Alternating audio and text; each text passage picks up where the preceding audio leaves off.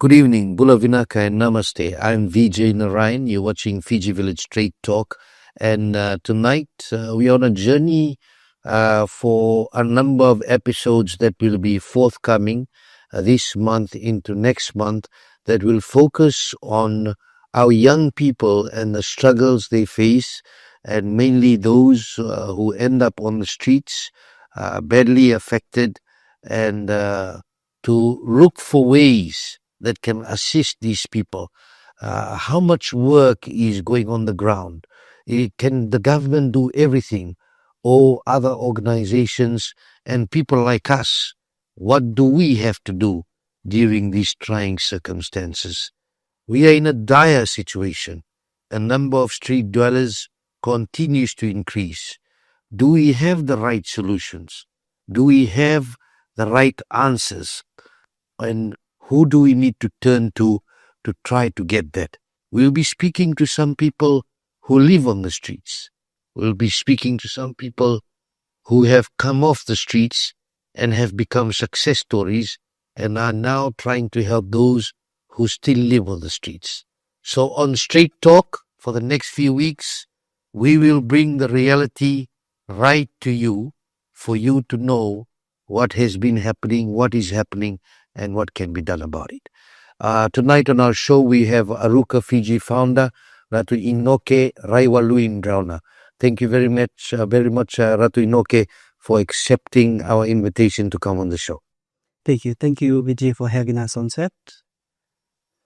And now, the work of Aruka is quite important now on the streets, and the work that you do. If you can tell me, what do you focus on, and how did the organization start? Well, for starters, my name is Ratuinokonoko Drauna. I'm originally from Nasipole village in Maduata. I'm here just to amplify what are some of the things that we have seen through our continuous profiling. Aruka is a Hebrew word meaning healing and restoration. We had been working with police officers and had created a Lesky Valley task force for the last how many years. And during the 3 phases of COVID, we stayed with police and provided interventions that would best address the needs of people in the areas of safeguarding or protection. When it comes to empathetic services, that is also something that we do try to engage ourselves in the areas of support for those that are in need.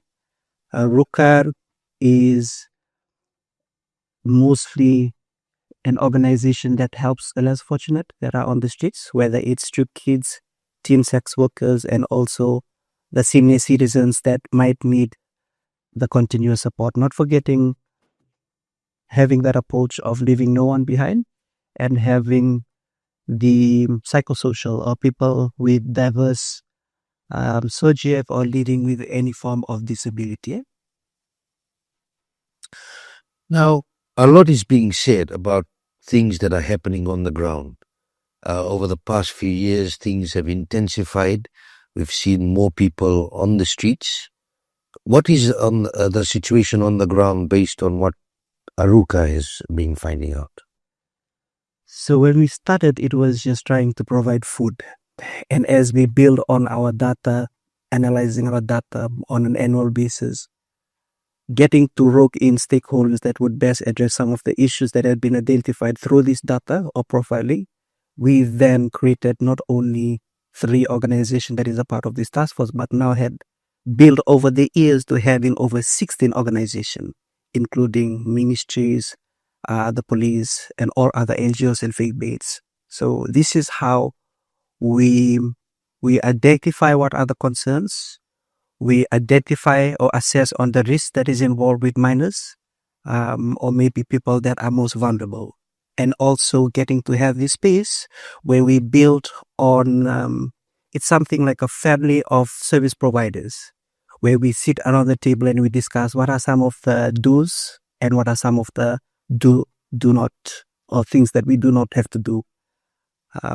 being cautious about your services. When you're providing that holistic services, what are some of the things that you need to be mindful of when you're providing the services? Whether it's working on the best interest and identifying that I'm working with minors, but I have these stakeholders such as Save the Children. If it's trafficking person, we have the Asia Foundation. I just finished a vulnerability mapping through my consultancy in getting to identify for some of the vulnerable communities, and over the years we build on that.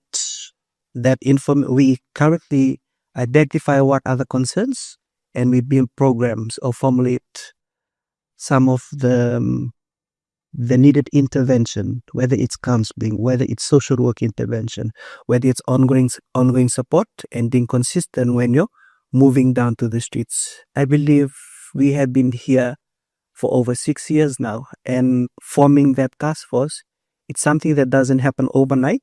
You have to continuously send out emails, convince the different stakeholders that these are the current operation. And through our ongoing operations, not only in Suva, but all around Fiji, whether it's Lambasa and also the West, we have provided ongoing data, ongoing results to the 7 ministers that we do invite to our roundtable discussions. So what are some of the main things that you're picking up from the ground in terms of where the support is needed? I know recently you've also said that real support needs to be given. If you can elaborate on that piece. The ongoing support or or being consistent on the street is something that we really need to have at the back of our mind when it comes to this kind of support for people that are on the streets.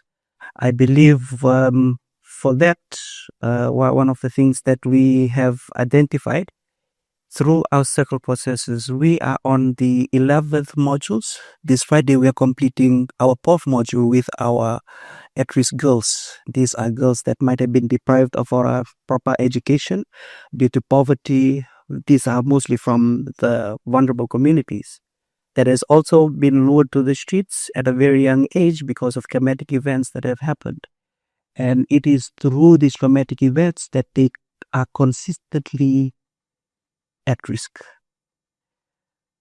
Last few months, I have raised by one of the things that we stand firmly on is amplifying the voices of people that are less fortunate, or the voice of voiceless.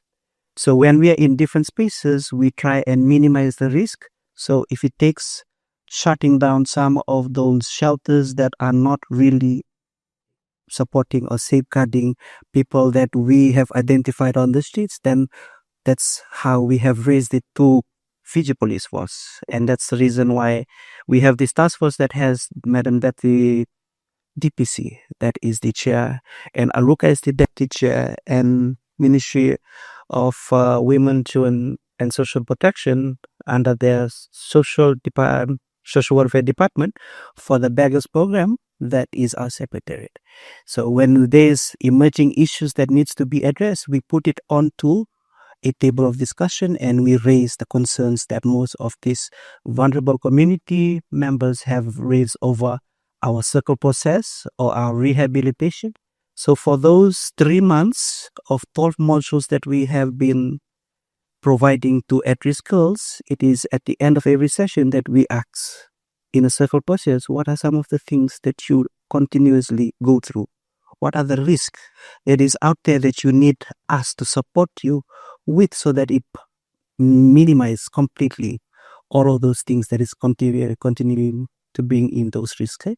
And I'm grateful and I'm also thankful that one of the field trips was also getting to identify that you can amplify the concerns that your vulnerable communities do face. What are the problems that they do face? It's not only us as an organization or as an NGO, a faith-based, that needs to raise this within their own contributions or their beneficiaries, but you as a person that goes through this. That's a reason why I'm thankful that I also invited some of our success stories to be joining us for these segments. The number of street dwellers is increasing. The number of street dwellers, I might say it increases, but there are more drifters. We have given the name of peers that follows their peers who have been a dropout. So some of them are still schooling, but then whenever they are not engaged in school, or take for example, we are on to our first week of holidays. So this is a time where there'll be a lot of peers flooding the towns or cities just because they would want to sell pudding, just because they think, oh, this is the only way of getting to earn or generate some income, rather than applying for a casual job, especially for the ones that are at the ages of 18 and above. But for 18 below, they would just be moving around and asking for money, just like all the other peers that they have that has already been confirmed as a street resident. Now, we have gathered the information that more people are getting into hard drugs, and even glue is a big problem. The issue about Bluetoothing, people sharing needles, which is resulting in very high cases of HIV/AIDS. Please explain how widespread is this and what is being done by your organization and your partner organizations.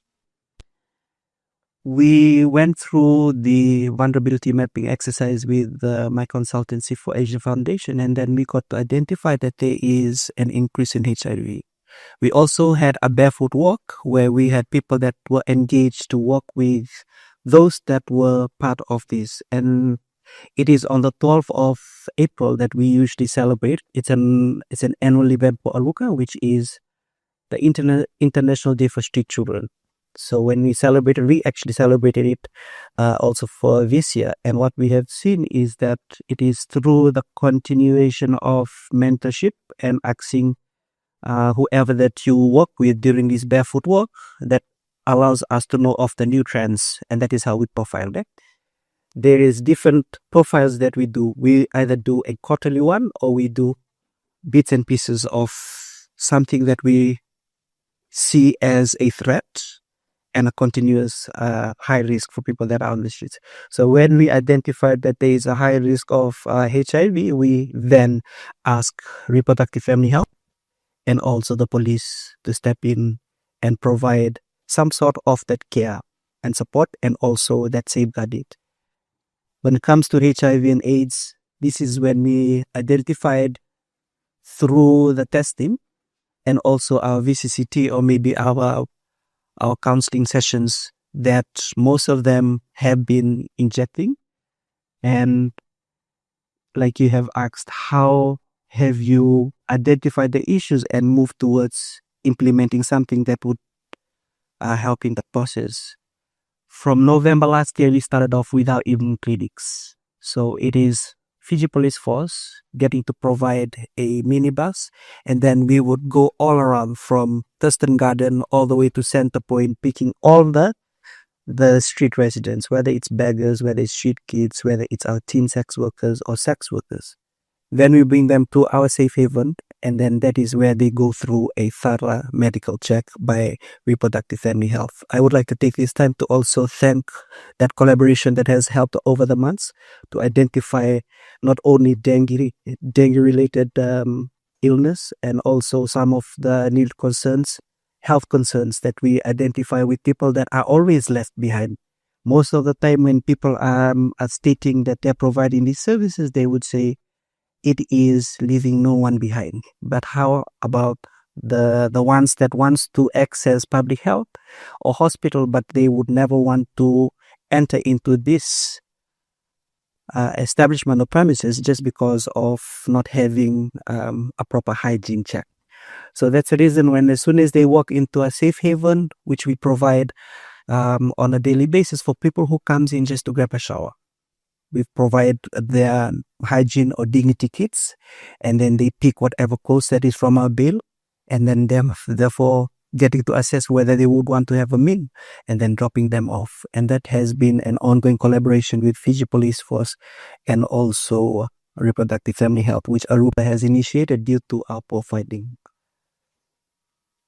And prostitution, sex workers on the rise again, younger sex workers who are also very vulnerable. You talked about trafficking in persons, a real issue at hand as well, based on data that is coming out. How serious is this on the ground?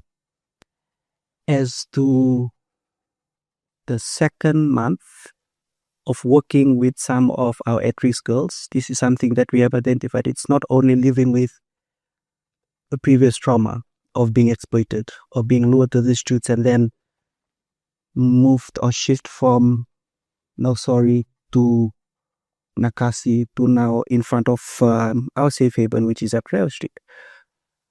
But then it is also getting to identify that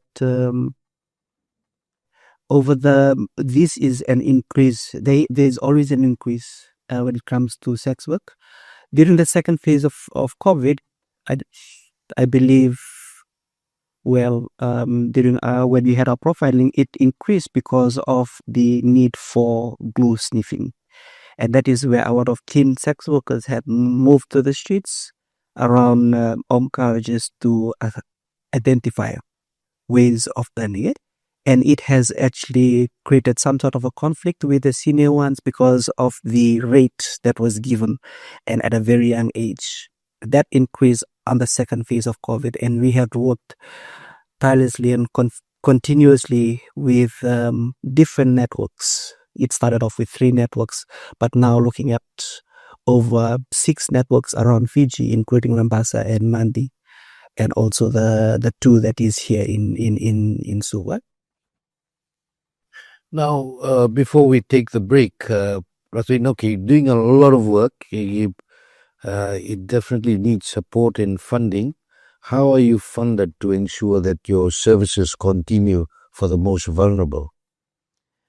When we started off, we thought of just having a circle process where we bring in people that needed rehabilitation, and that was not even when there was prevailing health and social issues such as HIV and also the drug issue. But when we started off, at the back of our mind was just getting to create a separate process where people could just vent out, where we create counseling services.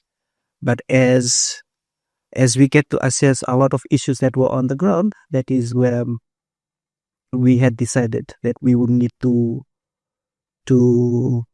get registered. And there was a lot of people that were mentioning about the importance of getting registered. As of that time, till 3 years back, we then decided to get registered. We are now a registered entity for the government, which is a charitable trust. And we have been working on the streets. But apart from that, funding has never been something that is handed out easily to us. I'm not too sure why. Last 2 years, then we got the support from Ministry of Women, which is an NGO grant, and also getting to fully support the work that we do is mostly from my consultancy and also my private job as a counselor. But then before I resigned last 8 months ago, I resigned as a research associate for Transnet Oceania. That was something that helps in us keeping up floated. So whatever expenses, whether it's bills, whether it's rent, that was something that had helped us throughout the how many years. You're watching Fiji Village Straight Talk. I'm Vijay Narayan. We'll be back after this break. Oh my gosh! Oh, what's in the box? You're probably wondering, what's in the box? Well, if you must know, it's actually me. Before you call the police, I'm actually an app. The all-new Fiji Village app. Here's an update. See what I did there? I gave you an update.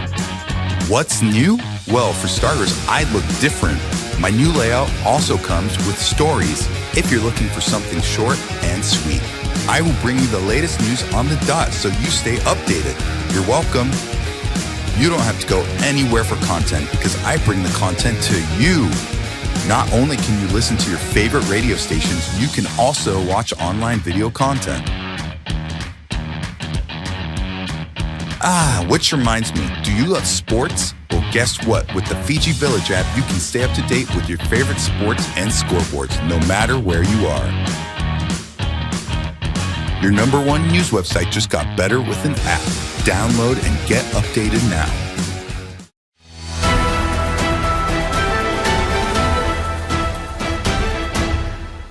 Welcome back. You're watching Fiji Village Straight Talk. I'm Vijay Narayan, and our second guest tonight, as we're talking about issues that are happening on the ground in Fiji, organization like Aruka Fiji, Ratuinokonoko and Drauna talking about that in detail, and he'll be back in the third segment with Sarah Osborne to talk about psychosocial support, mental health being a big issue on the streets as well, and how we all are coping and what more we can do.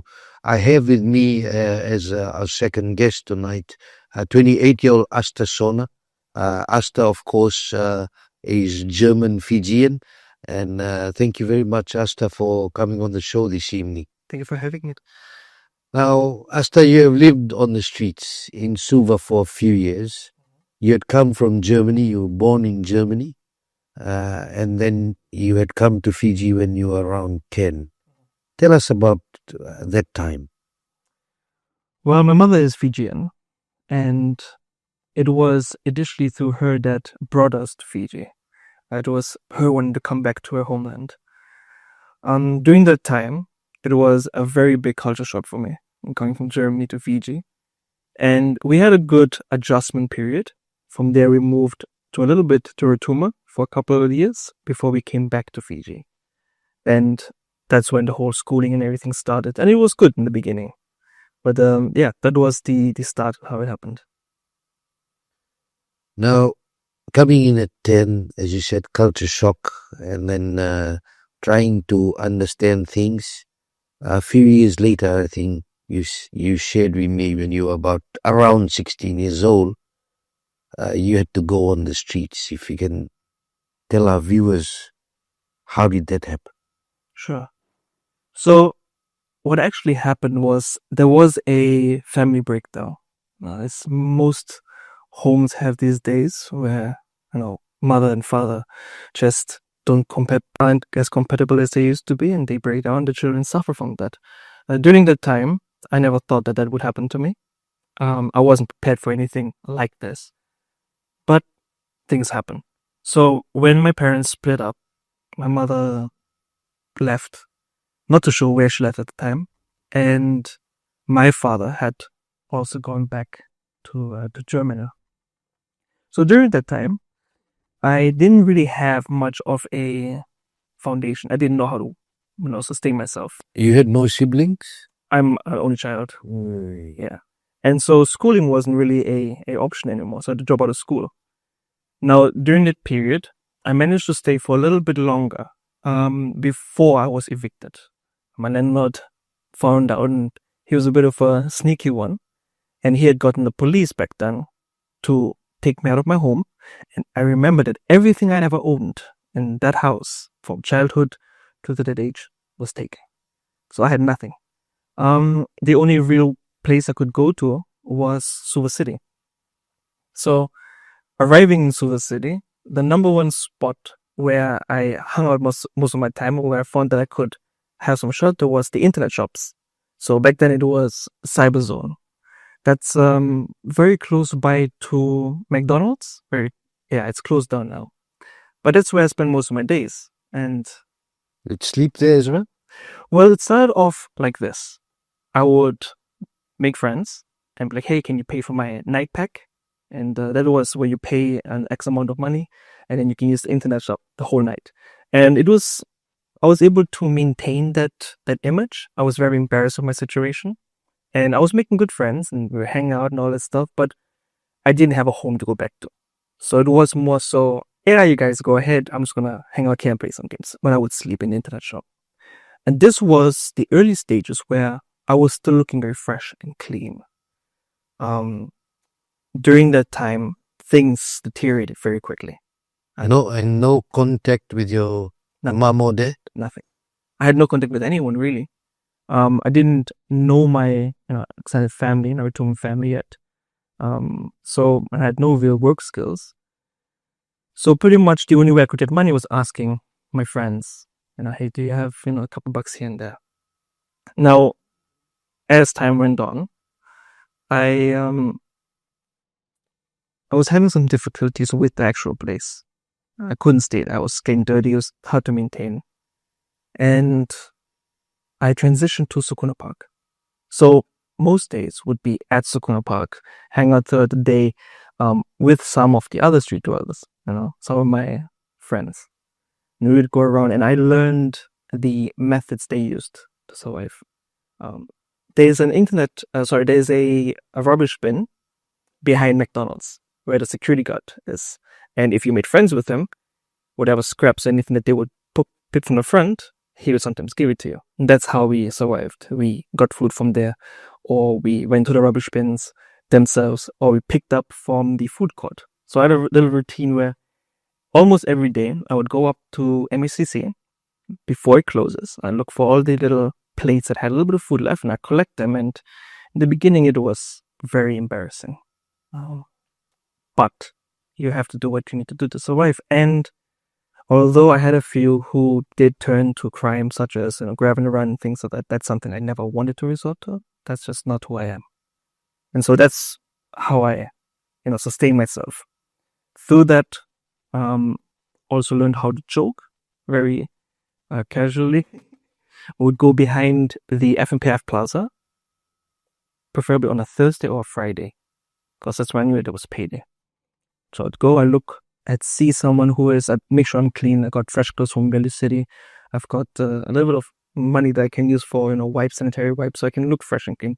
I had a broken phone that I found, and I would walk quickly. You'd make yourself look like you're not on the streets. Not on the streets.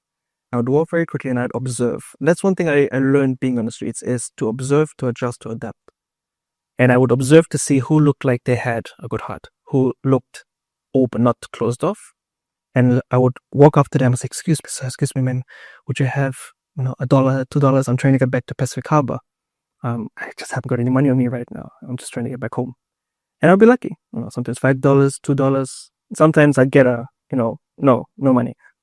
But that's how I, managed to feed myself, managed to keep myself clean before the internet shop closed down. Right? From there, I transitioned to the next one. Next one was literally right across PC Station. And I think during that time, I was struggling the most. Because it would be, I get the money, I come in, and it wasn't very sanitary. The place was riddled with bed bugs. It was very dirty and yeah. And I'd take my money and I'd use the internet for a little bit. Then I'd go to the back, put down the cushions from the seats on the side, and I'd lie down there, I'd sleep. And after maybe a month or so, the guy who was there noticed that, and he'd throw me out. And I never bothered anyone. I never stole or never bothered anyone. I paid my money. I just needed a place to be safe. And he threw me out. He said, hey, no. I said, take my money. He said, I don't care. Get out.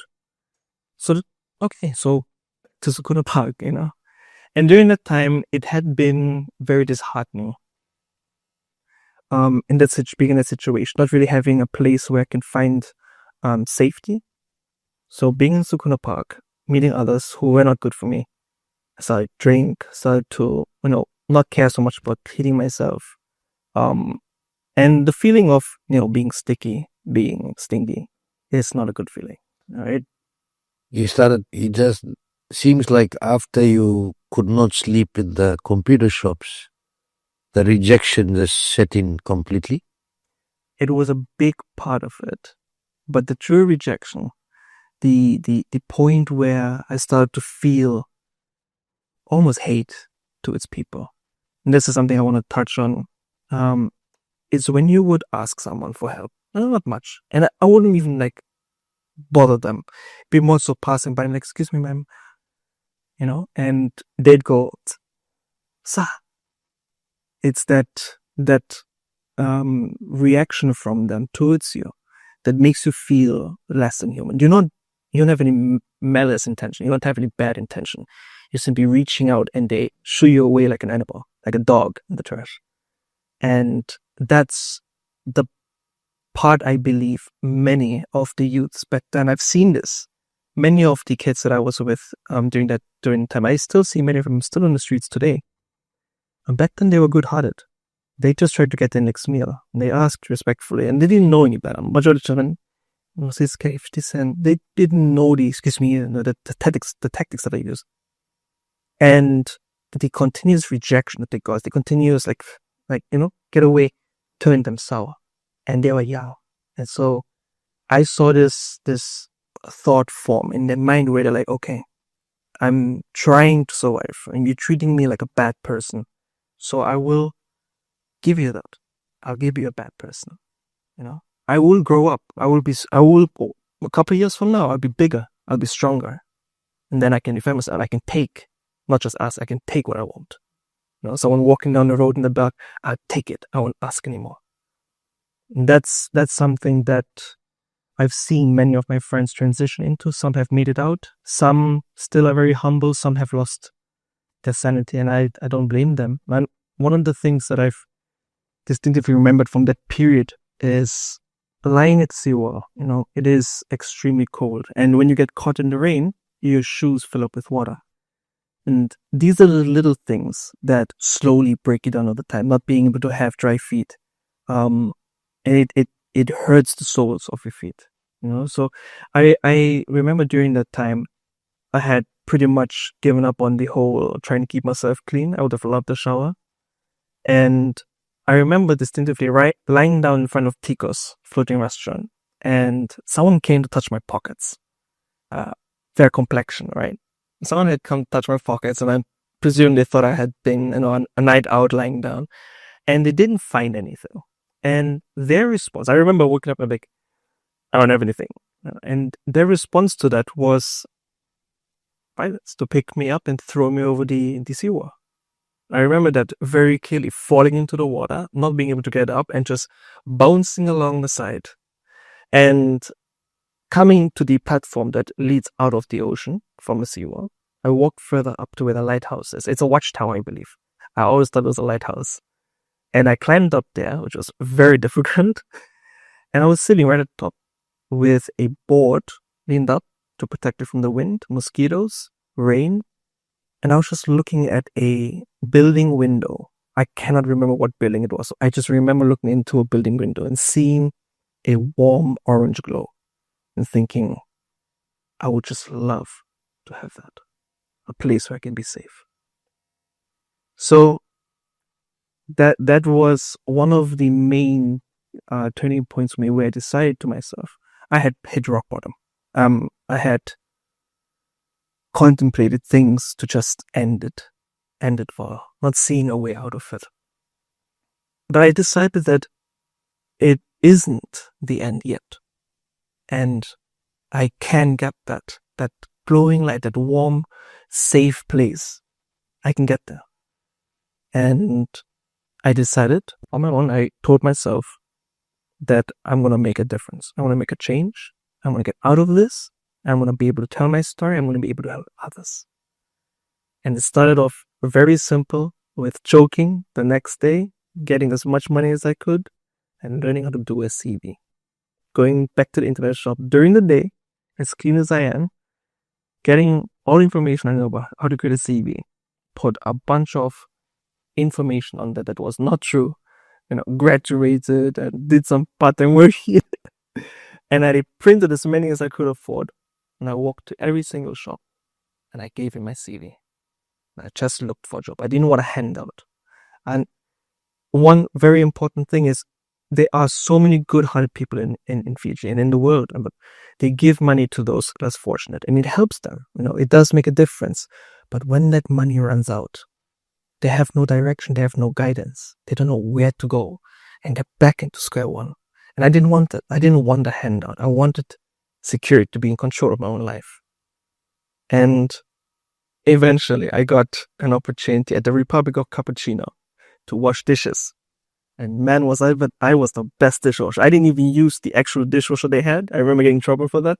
I used my hands to do it. That was quick. I did my best. And that enabled me to start getting money. So work in the coffee shop, sleep at the internet shop. Back then, I was able to get clothes. I was able to look better. I didn't sleep anymore on the sides because I knew I'll get thrown out. So I tried to remain awake as long as possible on the computer before eventually hitting down and sleeping. And that's how I worked myself out of that. No doubt you had the urge to one day sleep in a house with your own bed. Mm-hmm. That was your objective all along. A home that I can call my own. You know, there's sometimes Asta, the theme that is spoken about in terms of people who live on the streets, that they want to live on the streets, that they keep coming back on the streets. What's your thoughts on that? Being on the streets, being around those who were put there, not by choice. I cannot see how anyone would want to be on the streets. I understand that there are certain patterns where, you make an effort to take someone off it and they might go back, but there's always a deeper reason behind it. It is consistency. It's a support system. It's showing them a clear path on where to go. The majority of them just don't know where to go, what to do. They have no guidance. All they know is what they know. So what they've gone through and the things that they did to survive.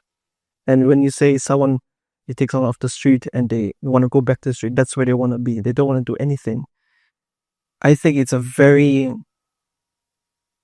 lazy way to say, oh, leave them. We don't have to bother about them. But this is the future of Fiji. These are our youths, And now we're having elders. We're having very young children. There are women, pregnant women. Shouldn't be the case. And to say that they just want to be on the streets is, again, a very lazy way. One of the things with the young ones, a sort of a similar theme that is also coming through, that they're coming from broken families. Mm-hmm. They either have families who shun them, or there's maybe a stepdad or stepmom that is coming that has made life very difficult, and they opt to get out rather than stay through that. Did you notice that the stories were similar in nature? Absolutely. Many of the very young ones, I've always had an interest being on the street during that time. I had asked many of the others in the same situation because I was learning. I was trying to understand how to survive, how they got there, getting to know them. Many of them came from broken homes. Many of them came to the street where some of them were dropped off in Suva, at Sukuna Park. They were just dropped off. Lo and go, I'll come back. And they never came back. And these are kids. They're 7. I've had people remember they were 7 years old, 8 years old, and it's a scary place to be. It's a very scary, cold. No child should go through that. Every child deserves to have a home, a place where they can grow and be safe, especially here in Fiji. Asta, the good news for you is your success story. You've come through a very difficult life, and I'm sure viewers watching tonight are just appreciating the fact that you never gave up. Seeing that orange glow there, you now have a very successful business into AI. If you can talk about how that came about. Absolutely. During the time when I was transitioning out of it, working at the coffee shop, not long after that, a very good friend of mine, in this Michael Mausio, had told me that he had a friend needing marketing services. And me, wanting to always grow further, I know how to do that. I didn't really know how to do that. But I learned, and during that period, literally the first or second day, I had acquired so much knowledge leading up to that from the internet, free information, and I had provided real life results for them. It was the merch that the deity serves, and we grew the page from a couple hundred to, I believe it was 48,000 during my time there. And it was very successful. And I knew I had a bit of a knack for that. As the years went on, I always tried to stick with the marketing aspect of things. Now, COVID happened. I was again out of a job, but I had built relations and I was safe and I could offer value. During that time, I was also a teacher at the international school in Pacific Harbor. All these students, all the teachers needed to stay home because of COVID. And they had no way of connecting. And the teachers were old school. They weren't very computer literate, which is completely understandable. So I was asked if I could create a Zoom session kind of class setup. So I created an account for every single teacher and every single student. And I coordinated with the principal and the teachers to get the sessions perfectly aligned. And that's how it had started. When COVID was slowly leaving and things were coming back to normal, they asked me if I would want to have a permanent position as a teacher, computer teacher. I said yes, of course. I love the students. And I spent some time there before I had, again, been given another opportunity to progress by working at Suva ports. Now, this is where a lot of the major changes happened. Working at the Suva ports, I would work my shift from 7 or 8 in the morning to 10, sometimes midnight, and then come home and then work on marketing, my marketing agency. I knew I wanted to start something on my own for security, right? Because I knew I had no school qualifications. If I ever left any of these positions, it would be very difficult for me to get back into it. So I got the idea of the marketing agency. I studied it and I tried to understand as much as I could on setting up a team, setting up a system, having structure, reaching out to clients, contracts, very green in it. And during that time, I managed to acquire my first client. Got a first client, found a need to registered the business as a sole tradership business, and that progressed. Now, I was very good at generating leads. This is where things switch up. I was very good at generating leads, which means I could go to a business, create a system that would bring them maybe 100, 200, 300 messages a day, every single day. But their in-house team did not have the manpower to answer to all these questions. And so I was creating more of a problem, right? Many leads lost, people complaining. It was a nightmare. Then ChatGPT happened.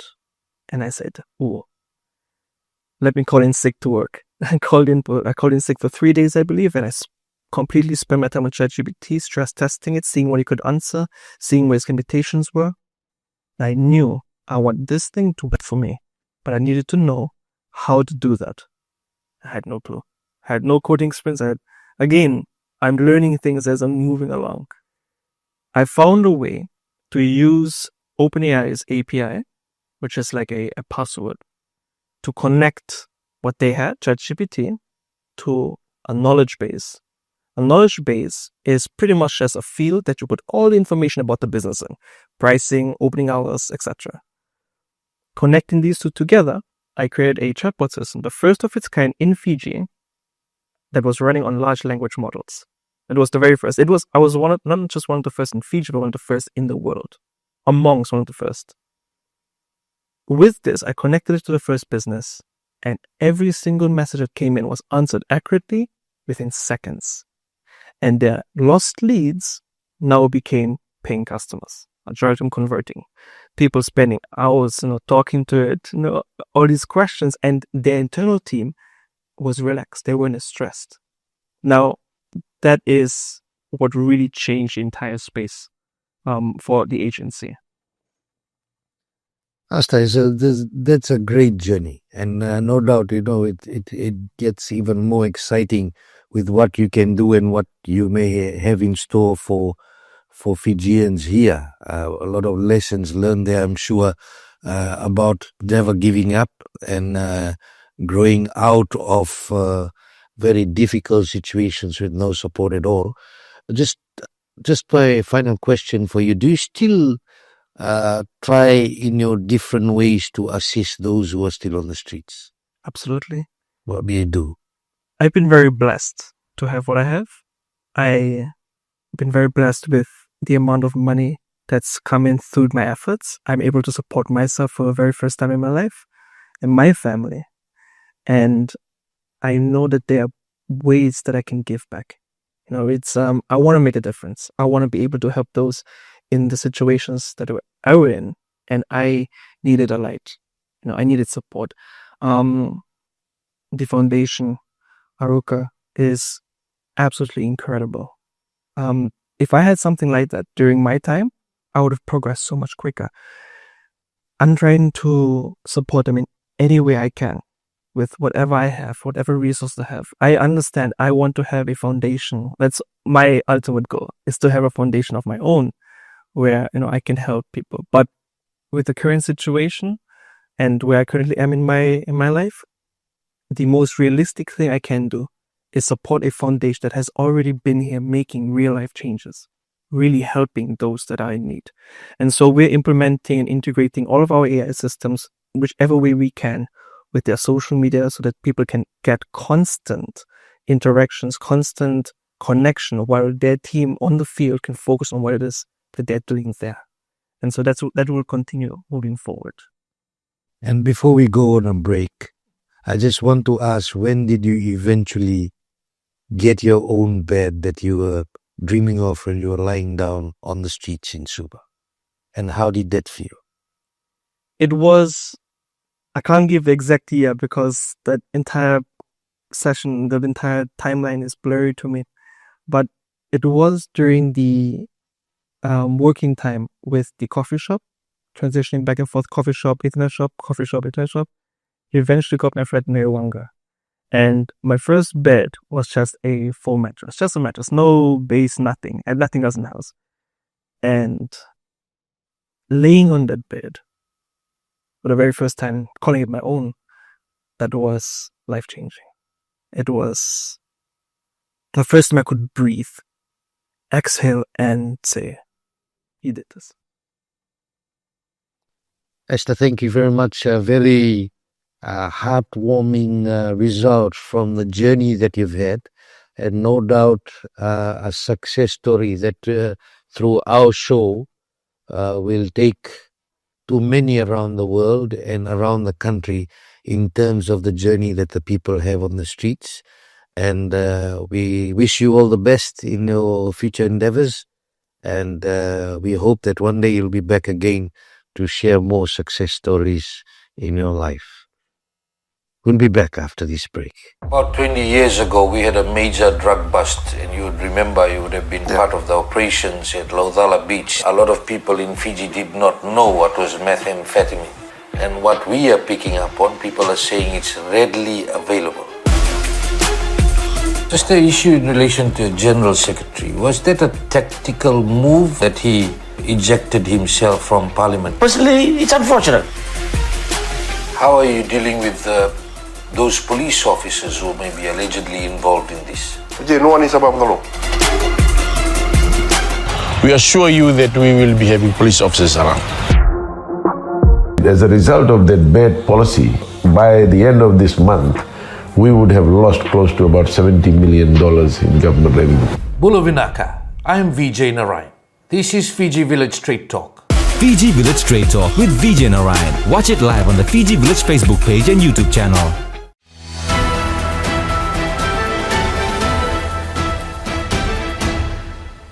Welcome back. You're watching Fiji Village Straight Talk. I'm Vijay Narayan. Our guest tonight, Aruka Fiji founder, Ratuinokonoko, Drauna, and the second guest that you watched in the second segment, 28-year-old Asta Sona.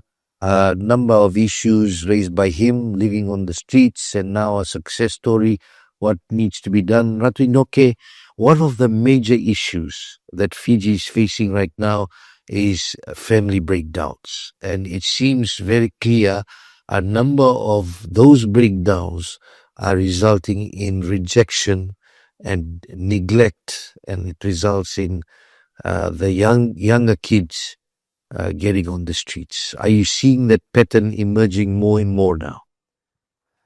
Thank you. We have, over the years, getting to see a lot of these issues, whether it's grief and loss related. So the reason why we started off a grief and loss helpline was due to people that were grieving and there was no support, continuous support.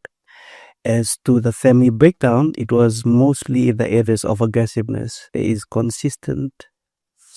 more frequent aggressiveness that is being shown to our children, that parents have not only neglected their roles as being a guardian that's supposed to be providing that holistic services, which is the 3 P's: protection, provision, and allowing our children to participate and to go to school.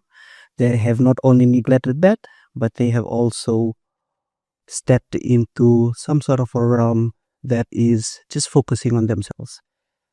For grief and loss, we have just came out of COVID. And when we went through our profiling, we saw with Fiji Cancer Society through our collaboration that there is a need for grief and loss counseling. And that's the reason why Aruka has a toll-free helpline which provides counseling for people that might have been feeling unloved, unsupported. And we are currently hoping to engage Suva City Council to have our QR code where anybody that is a bystander on the streets that gets to see that there is somebody that is lying down somewhere in any of the shops that needing medical attention, they would have to just simply scan it and it directs to a helpline. It is there that we have our account to see on a monthly basis. I've already made mention on the importance of healthcare system and the importance of getting to see that no one is left behind. So when it comes to people that are on the streets, it is this helpline that allows them to reach out to us, and then we do provide that services. For the family breakdowns that we have seen over the years, it is mostly people. I believe all of us would get to resonate with a time where there was some sort of a fight or conflict in a community because people were fighting over food. It was during COVID. So at a point where people were able to look after themselves, providing the basic necessities that is required, to a time where families had that period of lack. And that is where we had a lot of families that might have prioritized on other things. Parents would prioritize on things that they know would provide for the family, but it is not sufficient enough for everyone. That's the reason why there's either the elder or the second sibling would have to indicate to the parents, I prefer moving to the street so that my younger siblings can have a fair share amount of food on their plate. Or maybe I have to drop out from school so that I could have my 2 other siblings that can be catered for in the areas of getting a proper education. So that is something that we really need to assess further. What are some of the safeguarding we can provide, not only for people that are on the streets, but also in the different government schemes. If we have different government schemes that can cater for the family to look after the whole well-being of that 7 people that are in the household, then people would not end up on the streets. I believe there is time that we call for a recertification of people that are being provided with poverty benefit schemes. What are some of the things that can be done? Are there any policy reviews that is being made? We were just lobbying with Ministry of Education last week with regards to the importance of school dropouts and people or minors that are on the streets that are never engaged or they need to be engaged. And what are we as councillors doing about it? As for us as councillors, what we do is that we assess thoroughly on what are some of the things that we could do to continue that services, of not letting them be on the streets and the parents are not informed. Most of them are not informed of certain bylaws or regulations that comes with different things that our government has. Most of them does not even know what are the penalties when it comes to negligence, or are the penalties when it comes to getting to starve your children to death. or just not being mindful about the basic necessities of a child. This needs to be raised for more awareness in not only informal communities, but also the vulnerable communities that consistently reach out to us, asking for questions, and they might have never been provided this. I believe it's about time that we try and go back to creating awareness in the household. When you're providing them with this kind of garment scheme, why are we providing this? There was a time I came in with one of our widows, because we work with, our beneficiaries are mostly widows and abandoned teens, which are either street kids and teen sex workers. So when I went into assessing whether this particular widow, who's a male, could be supported, they said, how about you go back and plant cassava? Maybe that is something that you can generate money out from. When it comes to diamond scheme, it is not your money to be keeping aside for somebody else. Whoever that is regarded as vulnerable. It can be a person that is living with a chronic illness and have a medical condition. And we really need to thoroughly assess all of those when it comes to working in collaborations with different stakeholders. I would get to see somebody that is one of our clients that consistently come in for a shower, and somebody would see them and they would be like, what is some of the things that I could do for this particular person from a clinic? I would say, oh, that is also a current client or a current patient from St. Giles. Maybe a monthly monitoring of their tablet intakes or maybe their medication. That is a must. Maybe from a clinic perspective and health caregivers, that is something that you could focus on. For us, we will just focus on counseling and the provision of services for social work. Getting to have that warm referral, asking the communities, what are some of the things that we could do for you? And at the same time, providing them with all of these helpline numbers. From the breakdown of families to aggressiveness to then ending up to Totongo, we provide services even to Totongo, to people that are already maybe youths or minors. We provide the services as to working with youth that are in conflict with the law, providing moral support. Sometimes when we come in for counseling, they are already having that high anxiety and they will be like, oh no, I think I'm just going to go in. It is just about laying out the words that you would need to say inside a court system that you need to really validate the importance of you wanting to make a change for your own self.